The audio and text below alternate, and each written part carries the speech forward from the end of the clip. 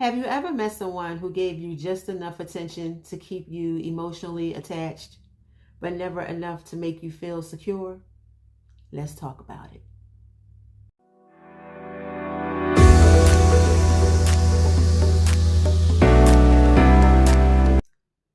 Welcome back to my channel. My name is Sonia Renee, and if this is your first time here, we're so glad that you came by. And if you've been here before, welcome back. So glad to have you back. My page is all about beauty, fashion, and inspiration. Have you ever met someone who gave you just enough attention to keep you emotionally attached, but never enough to make you feel secure?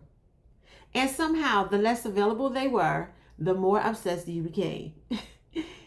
You replayed the conversations, you waited for the texts, you overanalyzed everything, you felt anxious when they pulled away, and relieved when they came back. That's not always love. Sometimes it's emotional addiction. And today, we're going to talk about it.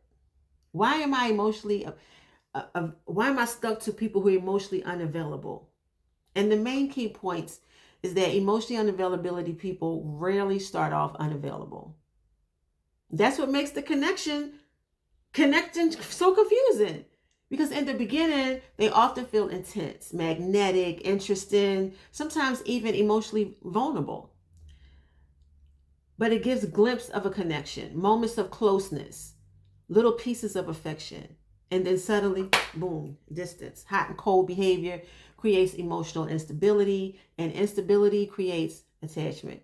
Your brain starts chasing the high of their attention because you never knew or never know when they're coming back.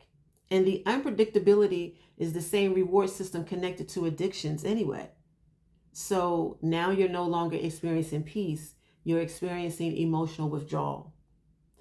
And the dangerous part is people often mistake the intensity for chemistry, but the real love doesn't constantly make you anxious.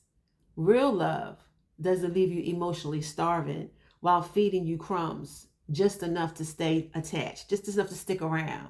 A lot of people who become attached to emotionally unavailable partners aren't weak.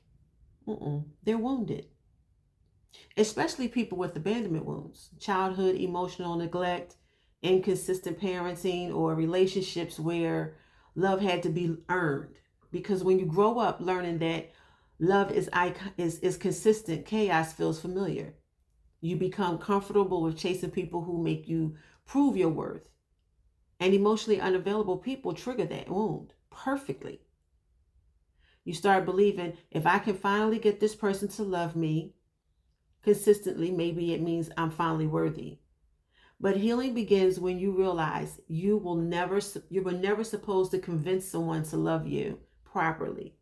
Emotionally healthy love feels calm, consistent, safe, clear. But when your nervous system is used to chaos, healthy love can actually feel more boring at first. Not because it's boring, but because your body is unfamiliar with peace. And that's why healing is so important. Because once you heal your abandonment wounds, you stand to change. You can stop confusing attention with love. You can stop romanticizing and inconsistency. You stop chasing emotionally unavailable people, hoping they'll finally choose you. And instead, you start choosing yourself. The truth is, emotionally unavailable people feel addicted because they activate unresolved wounds, not because they are your soulmate. A lot of people get that confused. And sometimes the most powerful thing you can do is stop chasing closure from people who were never emotionally equipped to give you what you needed in the first place. If this video message resonated with you, comment the word healing below. And if you are truly ready to break those unhealthy attachments, patterns, and if you want to understand a deeper mentality behind abandonment wounds and emotional triggers as well that keep showing up in your life, make sure to subscribe to the channel, hit like and that notification button. And I want you to go deeper and take another step with me and click the link below and get my book called Abandonment is Not Your Fault.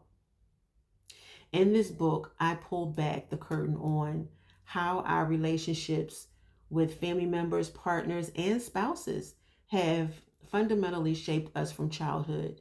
We dive deep into the specific wounds that kept us in bondage to the exact same types of toxic, repetitive relationships. So hit that notification button so every time I post a video, you will get notified. Like and subscribe, and I'll see you on the next video.